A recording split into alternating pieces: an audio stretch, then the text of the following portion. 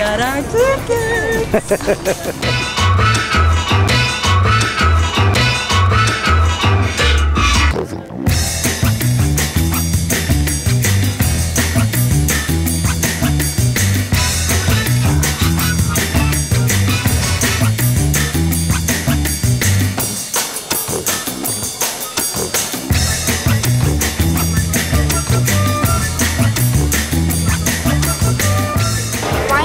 Monterey Bay Aquarium important to California?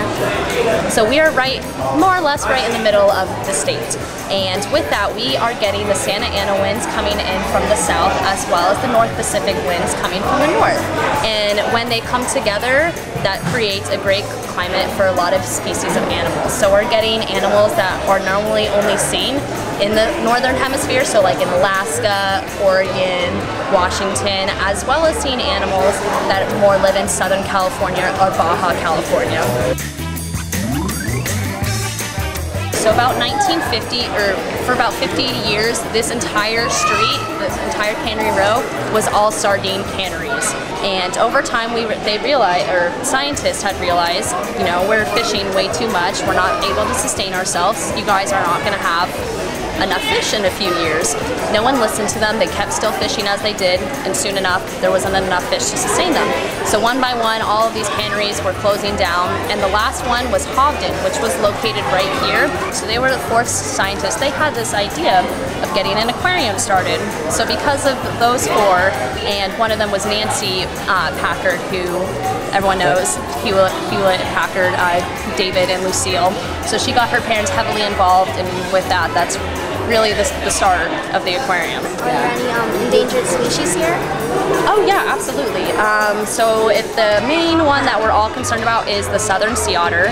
There are 3 species of sea otters in total, and the southern sea otter is by far the most threatened. So there's only about 2,900 or so, and just for a comparison, there's the northern sea otter, which is maybe a little more closer towards Oregon and Alaska. There's about 80 to 100,000, so you can see there's quite a difference. But in about 1930s, there was only about 30 to 50 sea otters left in this region because they were hunted so much. So since then, there's a lot, because of what the efforts that the Monterey Bay Aquarium's been doing, we've been able to increase that population. But that's kind of the main focus are the sea otters here, because they are really, really vital to the kelp forest. For the years that we've been doing our SORAC program, which is Sea Otter Research and Conservation, we pick up several different otters throughout any given year, and our main goal is to re-release them into the wild. So that is what we're striving for.